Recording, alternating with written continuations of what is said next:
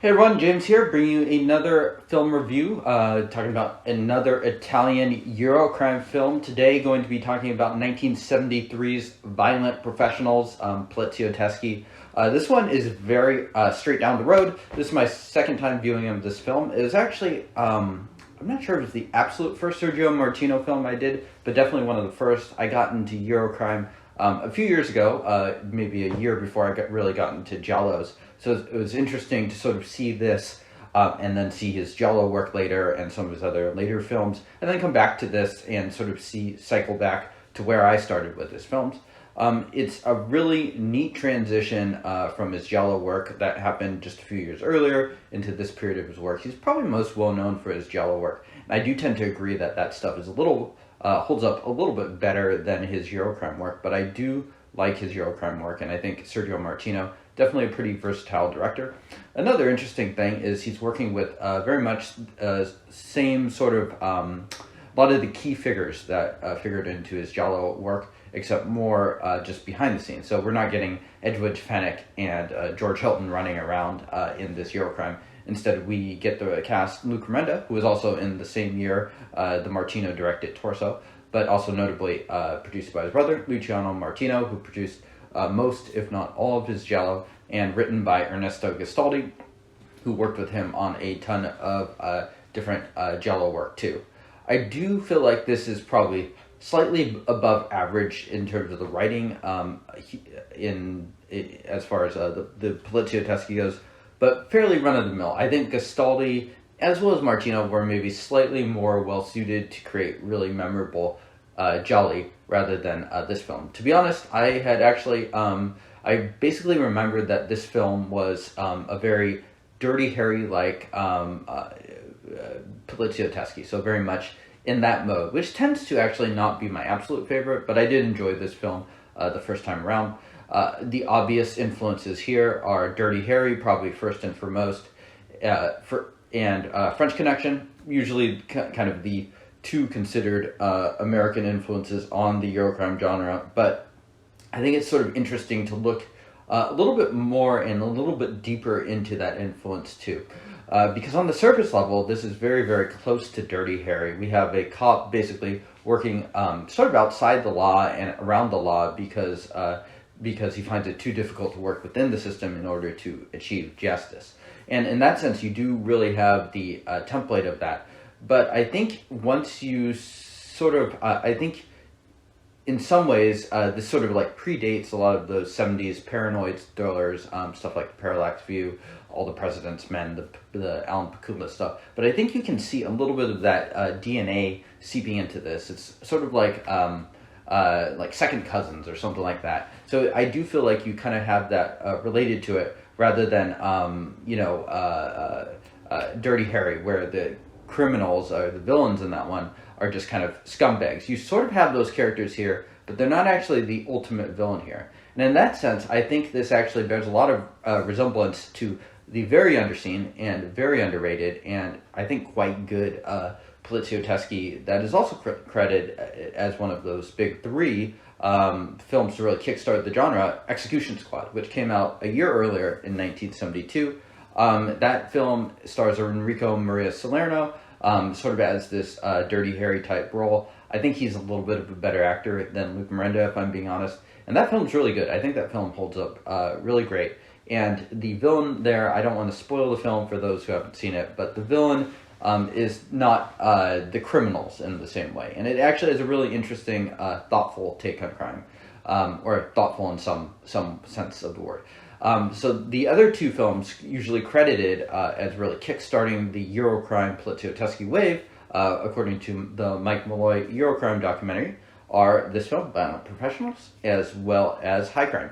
And those films came out a year after Execution Squad, and in fact, if Wikipedia is to believe, they were released on August 12th and August 22nd of 1973, this film coming out just 10 days after High Crime, and both being pretty big hits. So, I do feel like you can sort of see, if you were to just mix and match and kind of do the 23andMe of this film and Execution Squad and French Connection and Dirty Harry, I think you would see the most in this film from Execution Squad, actually. So in some sense, I think this film is not just influenced by the American films, but by the earlier Eurocrime films that came before it too.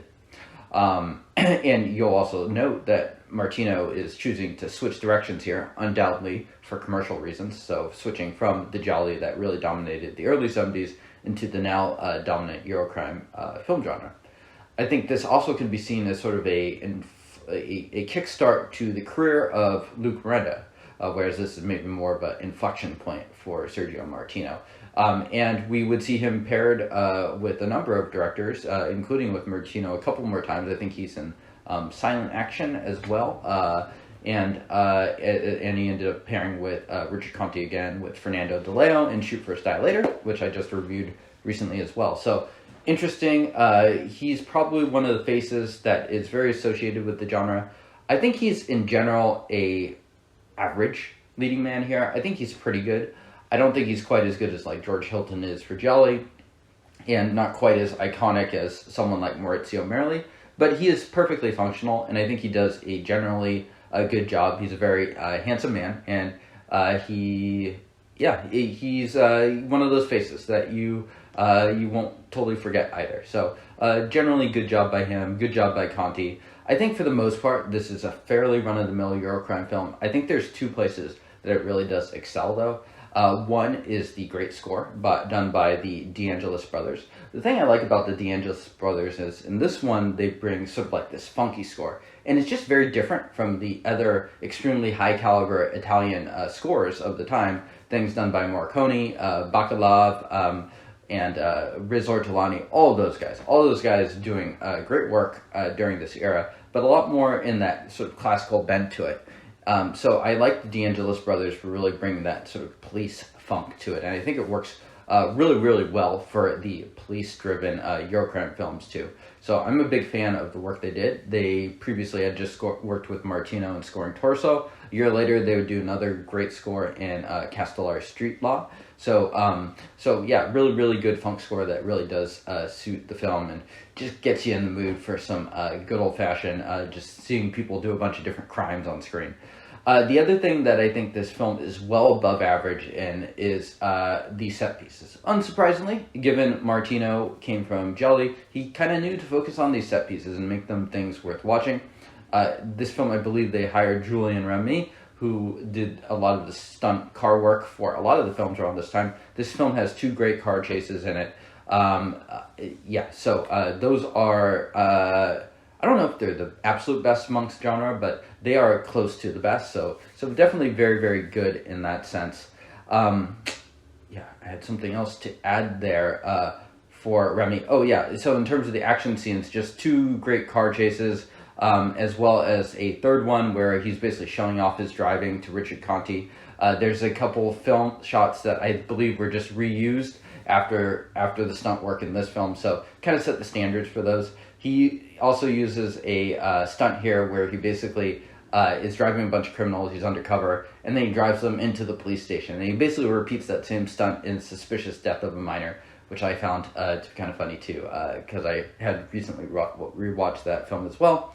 Some great chase scenes, and the thing I like about the Italian chase scenes too is they just bring this really wonderful unhinged quality to it. It just feels like very spontaneous and anything can happen. It doesn't feel controlled or anything like that. So I really like that chaotic, out of control nature that is in this film, as well as something like Italian Connection as well. So really good there. I watched half of this film. I watched the 88 Films Blu-ray. I watched half on the English dub and half on Italian. Gonna recommend the Italian here. I think it is much better. Usually I don't have an issue with the dubbed, but this time it was just not so good. And when I switched to Italian, I immediately started to enjoy the film a lot more. So if you're interested in Eurocrime, I think this one's worth checking out for sure. Who won? I guess I'll give it to Julien Remy for just those car chases. I think without those, this is just a pretty much straight down the line Eurocrime film, very disposable. With the car chases, it becomes something a little bit better and a little bit more rewatchable.